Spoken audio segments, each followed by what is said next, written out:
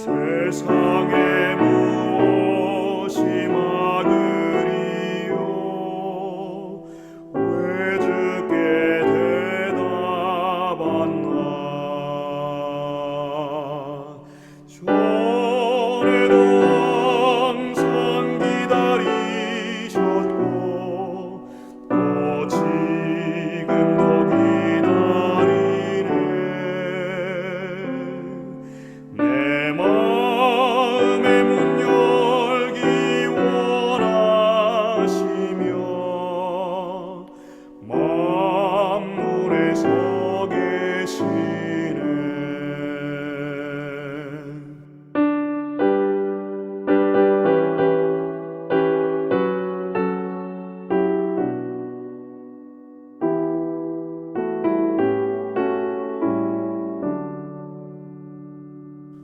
오 친구여 주님께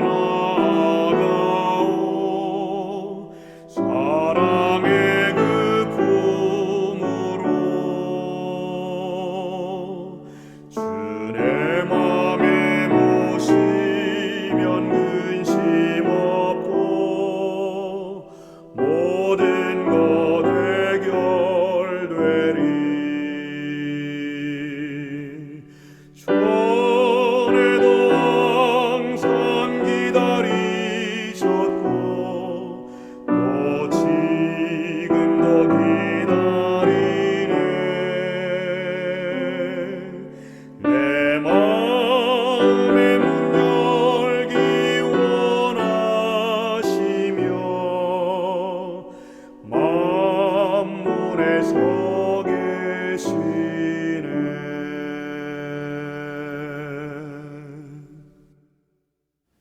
은혜의 아버지 하나님, 세상의 무서운 질병 가운데서도 많은 풍파와 환난 가운데서도 우리로 하여금 주님 앞에 모여 함께 예배하게 하여 주심에 감사를 드립니다.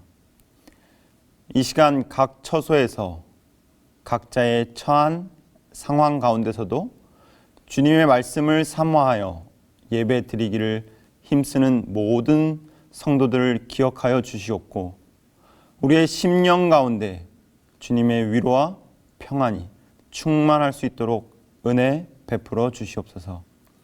이 시간 주님과 함께하는 시간이 되고자 하오니 성령 하나님 우리 마음 가운데 말씀하사 하늘을 우러러 볼 수 있도록 하여 주시옵소서. 무엇보다 주님의 말씀이 우리 각자의 심령을 깨워 마지막 시대를 살아가는 우리들의 손과 발이 주님 말씀 따라 살아갈 수 있도록 인도하여 주시옵기를 예수 그리스도 이름으로 간절히 기도합니다. 안녕하십니까? 라는 인사보다 건강하시죠? 별일 없으시죠? 라는 문안이 더 시기적절한 요즘 우리 재림 성도 여러분 모두 주님 안에 강건하시기를 소망합니다. 인터넷으로 이 영상을 통해 예배드리는 지금의 이 모습이 과거보다 이전보다 좀 덜 낯설어지셨나요? 특별히 안식일 교회 갈 수 없는 상황에 온 가족이 화면 앞에 둘러앉는 모습 이제는 좀 적응이 되셨습니까? 인터넷으로 영상으로 예배드리는 것이 일상이 된 지금 그럼에도 이 외부의 시선 우리 제7일 안식일 예수 재림교회를 떠나 예수 그리스도를 믿는 사람들에 대한 이 기독교에 대한 전반적인 시각이 부정적으로 다가오는 것은 제 개인적으로도 너무 안타까운 일이 아닐 수 없습니다. 하지만 이 위기는 기회라는 표현처럼 우리 모두에게 찾아온 이 코로나의 위기는 우리 스스로를 다시 한번 돌아보게 하는 분명한 기회일 텐데요. 이 목회 초년병 시절 지금은 은퇴하신 한 선배 목사님의 질문이 요즘 저 스스로를 계속 돌아보게 하곤 합니다. 신학과를 졸업한 지 얼마 안 된 그때 이 전도사 믿음이 뭐라고 생각하나? 라는 질문을 하였습니다. 어찌 보면 너무나도 기초적이고 뻔한 대답을 할 수밖에 없어 보이는 그런 질문이었지만 이제 막 대학을 졸업한 저로서는 그동안 배우고 익힌 지식을 총동원해서 믿음이 무엇인지를 답변하고자 하였습니다. 헬라어, 히브리어, 영어, 한자 그 외에도 제가 기억하고 알고 있는 신학적 지식을 모두 동원하려는 그때 가만히 계시던 목사님이 대뜸 말씀하셨습니다. 전도사님, 나에게 무슨 티가 나나요? 노티? 싼티? 아니면 정말 가진 거 없어 보이는 빈티? 반대로 모든 것을 다 가지고 있는 귀티는 나지 않나요? 전도사님, 우리 삶에 어떤 티가 드러나는지는 우리 주변 사람들이 다 알고 있습니다. 오늘 이 예배가 저와 여러분에게 그리고 우리 주변에 우리가 어떤 티로 드러나고 있는지를 함께 확인할 수 있는 시간이 되기를 소망합니다. 인류에게는 정말로 효과적인 무기가 하나 있다. 바로 웃음이다. 여러분 정말 최근에 환하게 웃어본 일이 있으신가요? 혹시 그렇게 환한 웃음을 가질 수 있으셨다면 주님께 더없이 감사하시는 저와 여러분이 되시기를 바랍니다. 반대로 그런 일이 없으셨다면 그런 웃음을 주님 안에 경험할 수 있게 되기를 간절히 소망합니다. 세계 유명한 전쟁의 리더 가운데 우리 대한민국의 이순신 장군이 계시다면 유럽, 특별히 이 프랑스라는 곳에는 나폴레옹이라는 장군이 있습니다. 작년 이맘때로 기억이 납니다. 이 화마가 휩쓸고 간 이 노트르담 성당 때문에 그 이름이 다시 한번 거론됐었던 적이 있습니다. 그 남긴 여러 명언 가운데 이 무기와 관련하여 이런 표현이 있는데요. 내 비장의 무기는 아직 손 안에 있다. 그것은 희망이다. 대한민국을 넘어 전 세계가 희망이 보이지 않는 것 같은 바로 이때 말씀을 통해 희망을 넘어 예수 그리스도를 통한 소망이라는 최강의 무기를 쟁취하시는 저와 우리 모든 성도님들이 되시기를 간절히 바랍니다. 내 아들 녀석은 50cm밖에 안 되는 거리를 두고 얌전히 앉아 있는데 나는 그 아이의 아빠이면서도 숱 많은 머리털 한번 쓸어줄 수도 없고 고운 솜털로 덮인 아이의 목덜미를 만져볼 수도 또 부드럽고 따뜻한 그 아이의 작은 몸을 으스러지도록 안아줄 수도 없다. 이런 기분을 무엇라고 표현해야 할까? 엘르라 불리는 이 유명 잡지의 편집장으로 있던 이 장 도미니크 보비라는 그가 그의 회고록에서 고백하고 있는 한 구절입니다. 여러분 혹시 이런 경험 해보셨습니까? 정말 사랑을 담아 표현해주고 싶지만 그럴 수 없는 경험. 요즘 뉴스를 통해 보여지는 수많은 화면 가운데 이 유리창을 사이에 두고 서로 접촉하지 못하는 가족들의 모습을 볼 때면 이제는 이러한 일들이 일반적인 일상이 되어버린 것 같습니다. 저에게도 이와 비슷한 경험이 있습니다. 제가 해외 선교사로 있던 시절 저희 딸이 만 1살, 이제 갓 돌이 지났을 무렵 크루비라 불리는 이 소아급성 후두염에 걸려 어쩔 수 없이 2박 3일 동안 아이 혼자 중환자실로 보내지게 되었습니다. 면회 시간 외에는 다른 사람들의 건강을 위해 출입이 철저하게 통제되는 그곳. 면회 시간보다 조금 일찍 문 앞에 도착하면 이 유리문 안으로 보여지는 아이의 모습 가운데 이 사랑하지만 안아줄 수 없는 그 대상을 바라보는 작가의 마음이 조금은 이해가 되기도 했습니다. 불의의 교통사고로 3주 동안 무의식 상태로 지내다 기적적으로 일어났지만 몸은 이 신체 외적인 기능은 전혀 깨어나지 않는 락트인 증후군 상태에 갇힌 이 장 도미니크 보비. 잠수복이 한결 더 갑갑하게 느껴지기 시작하면 나의 정신은 비로소 나비처럼 나들이 길에 나선다. 신체적 자유를 잃은 상태에서 유일하게 움직일 수 있던 왼쪽 눈의 깜빡임만으로 그는 그 회고록을 집필하였습니다. 그리고 그 책을 통해 자신의 모습을 그리고 자신의 생각을 전하고 있습니다. 무려 20여만 번의 깜빡임 그리고 15개월이라는 긴 기간 동안 불어에서 사용되는 빈도에 따라 배치한 그만의 이 알파벳 표를 이용해서 회고록을 쓴 것입니다. 그는 이 책에서 우리 곁에 있지만 사소하고 평범한 것들에 대한 큰 감사를 전하고 있습니다.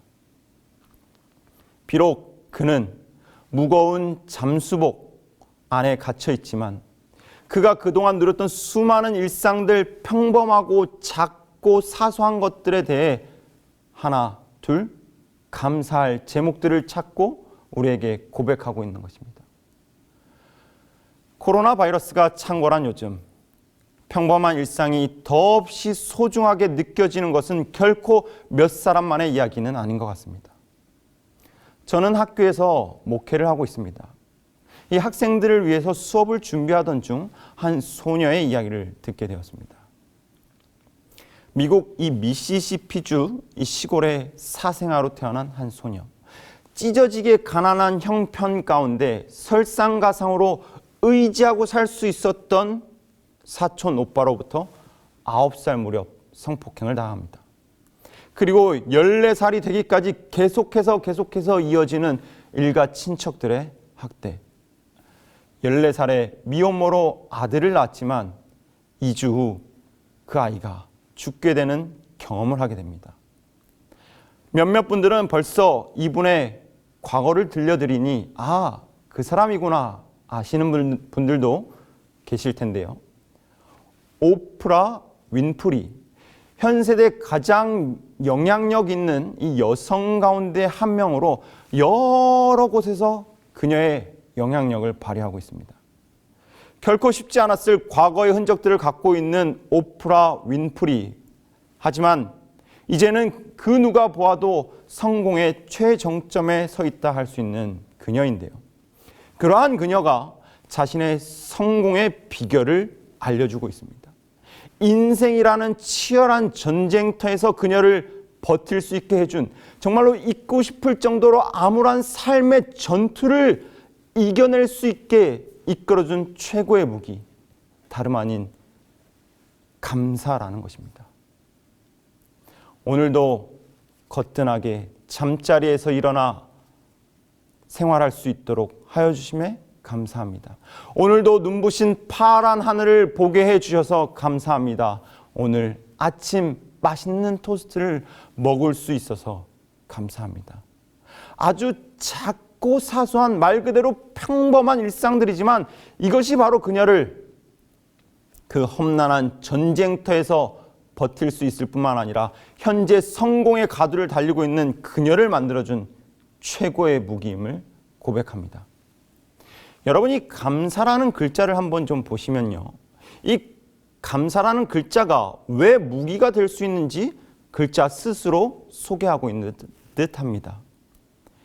무기를 사용하지 않은 채 큰 함성만으로 성을 함락시킨 그 일을 대대손손 글로 적어 전해오고 있는 한 사건. 여러분 잘 아시죠? 여리고성의 함락이 당대 엄청난 기적적인 사건이었음을 우리는 확실하기에 그 이야기는 분명 전해져 동쪽 끝까지 전해지지 않았을까요? 그리고 전해진 그 이야기가 글자에 그 의미를 넣지 않았을까요? 범사에 감사하라. 이는 그리스도 예수 안에서 우리를 향하신 하나님의 뜻이니라. 우리가 너무나도 잘 알고 있는 이 성경절.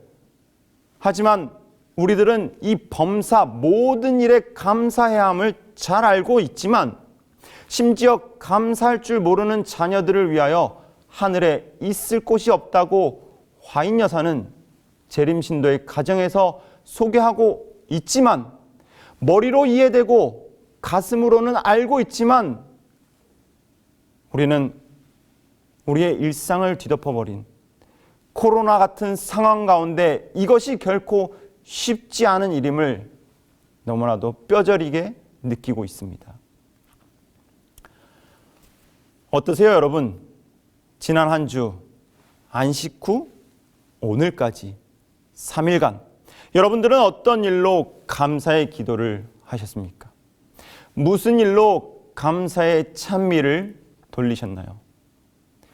중화권에서 선교사로 지낼 수 있었던 경험은 제 개인적으로 너무나도 큰 은혜의 시기였습니다.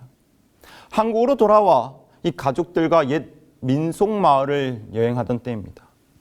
나지막한 돌담으로 이루어져 있는 우리네 옛 한옥들의 모습들을 바라보는 그때, 그 돌담의 한 구석에서 이 범사란 단어의 모습을 그려볼 수 있었습니다.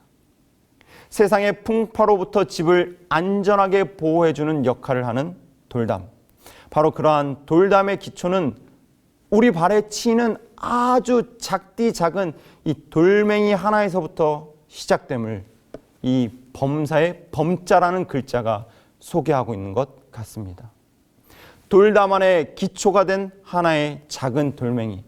일상의 평범한 일들이지만 어찌 보면 사소하고 당연한 것들일지 몰라도 그러한 것들이 모이고 모이면 어떠한 태풍 앞에서도 쓰러지지 않을 담이 될 것입니다. 잠수복과 나비의 저자 장 도미니크 보비, 그는 역시 같은 이야기를 전합니다.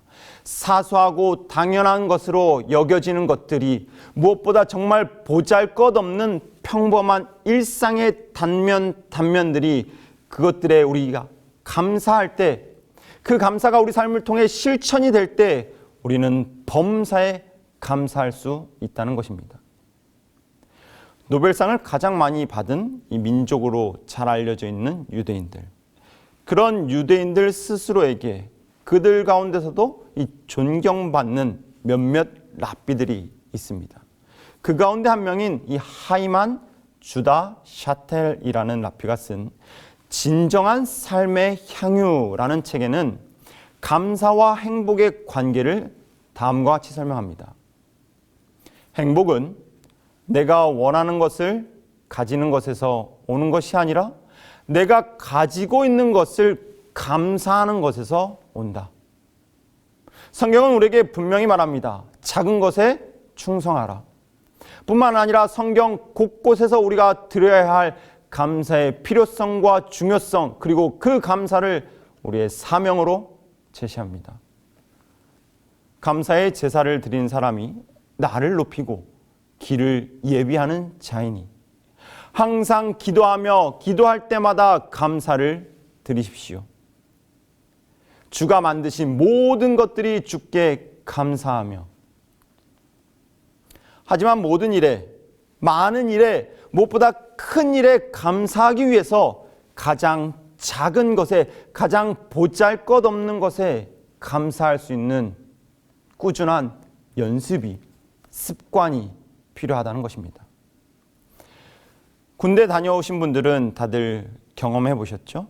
이 소총이라 불리는 이 개인 화기가 얼마나 소중한지, 무기를 잘 사용하기 위해서는 매일매일 닦고 기름칠하고 관리해야 하는 것처럼 우리가 갖고 있다 할지라도 계속 관리하고 닦고 기름칠하지 않는다면 정작 필요한 시기에 사용하지 못할 것입니다. 구약의 5가지 제사, 번제, 소제, 속죄제, 속건제, 그리고 화목제.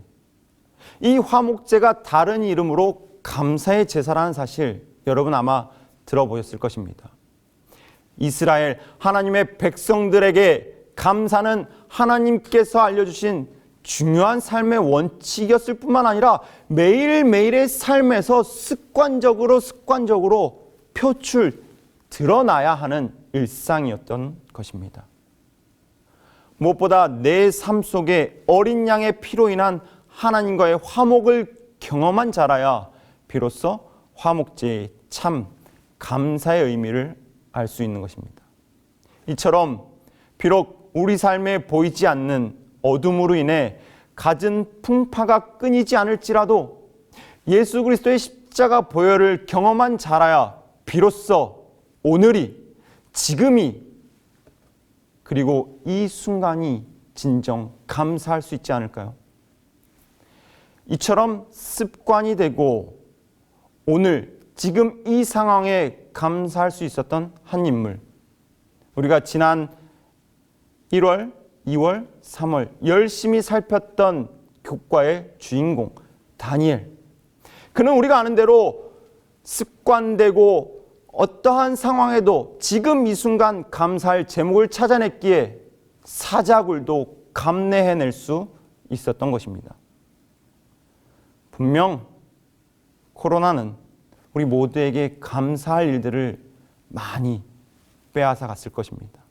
어쩌면 지금 이 순간에도 코로나로 인해 길바닥에 내던져진 것 같은 상황에 놓인 성도님이 계실지도 모르겠습니다. 그런 분이 계시다면 하나님의 위로하심이, 예수 그리스도의 동행하심이 함께 하시길 간절히 기도합니다. 하지만 설령 우리가 길바닥에 내동댕이 쳐졌을지라도 그곳에 분명 작디 작은 돌멩이 하나가 있음을 여러분 기억하시게 되시길 바랍니다. 이러한 작은 것 하나, 둘 찾고 찾아 우리 주변에 가득해진다면 결국 우리를 둘러싸을 담을 충분히 만들 수 있지 않을까요?